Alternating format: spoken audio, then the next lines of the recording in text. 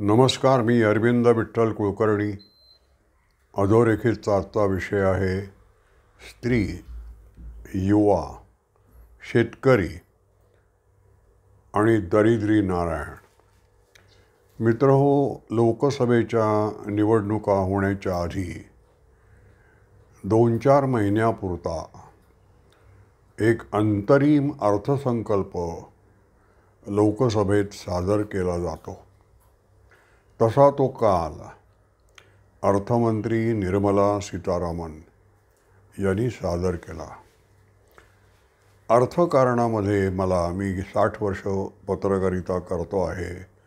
अर्थकारणामध्ये मला रुची आहे पण गती नाही, किंवा गती आहे पण रुची नाही, असं काहीतरी चमत्कारिक समीकरण झालेलं आहे. त्यामुळे अर्थकारणावर मी फार लिहिलेलं नाही किंवा फार काही मी बोलत नाही.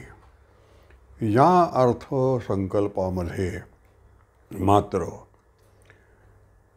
निर्मला सीतारामन यांनी पंतप्रधान मोदींच्या वतीनं जी भावी दिशा, देशाची एकंदर धोरणं, नीती नियम आकार घेणार आहेत, ते सूत्ररूपानं सांगितलं आहे. म्हणजे महिला, युवा, शेतकरी आणि गरीब यांना डोळ्यासमोर ठेवून पुढच्या 25 वर्षामध्ये भारत हा संपूर्णपणे चिंतामुक्त, विकसित, महासत्ता अशा अवस्थांमध्ये तरी प्रवेश केला पाहिजे. अशा पद्धतीनं आपला विकासाचा रथ आता दौडणार आहे. आपण गरीब त्यातला घेऊ. गरिबाची अवस्था काय आहे?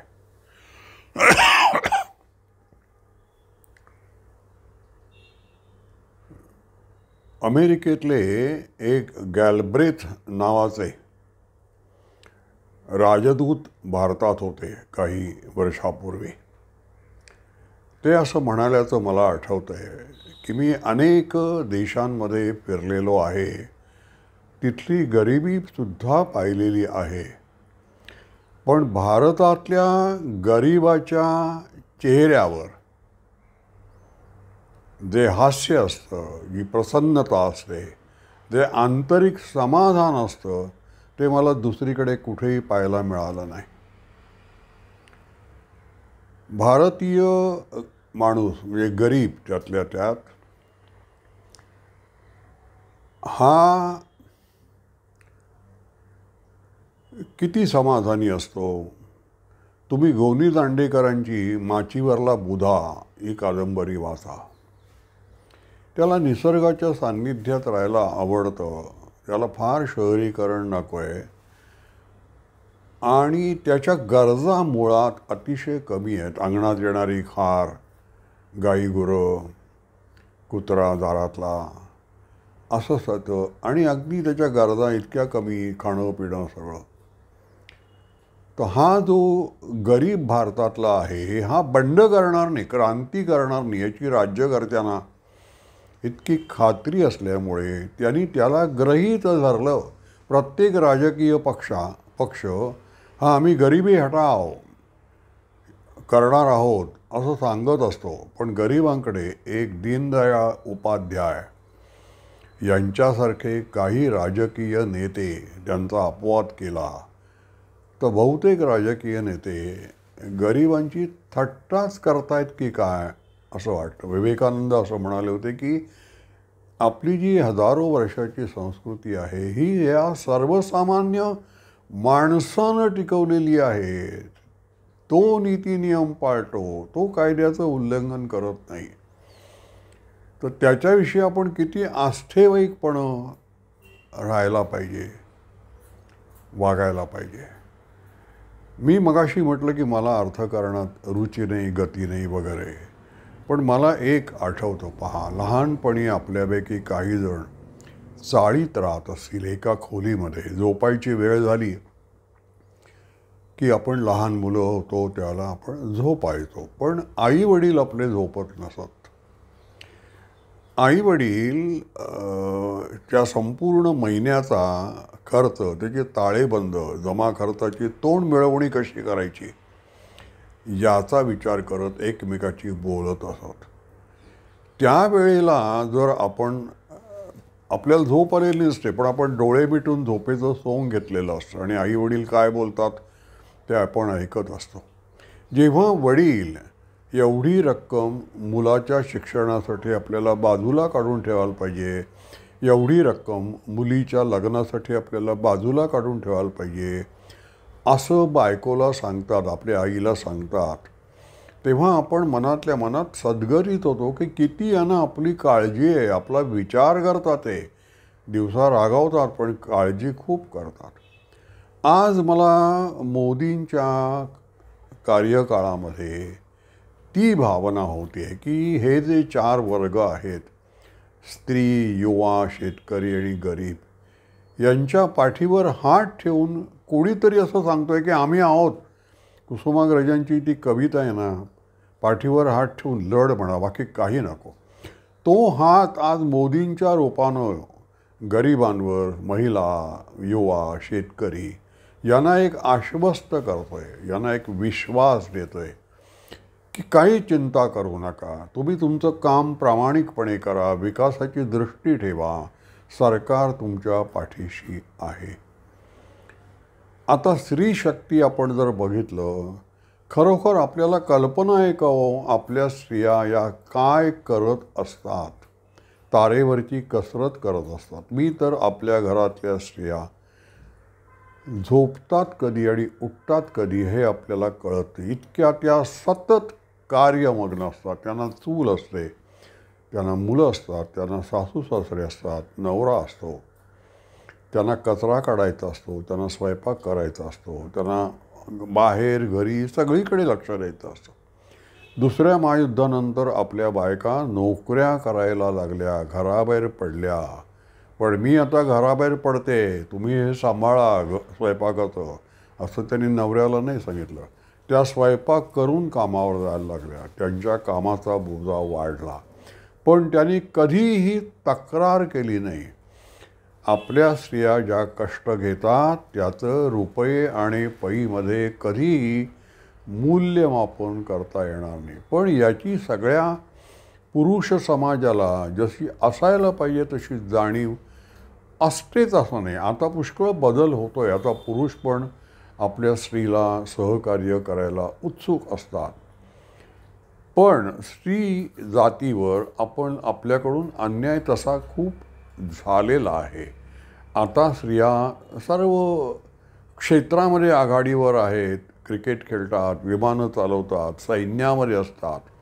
आता वाघा बॉर्डरवर सुद्धा स्त्रिया पहारा देणार आहेत असं मी काल ऐकलं, तेव्हा माझी छाती अशी भरून आली अभिमानानं की स्त्रिया कुठेही कमी नाही आहेत.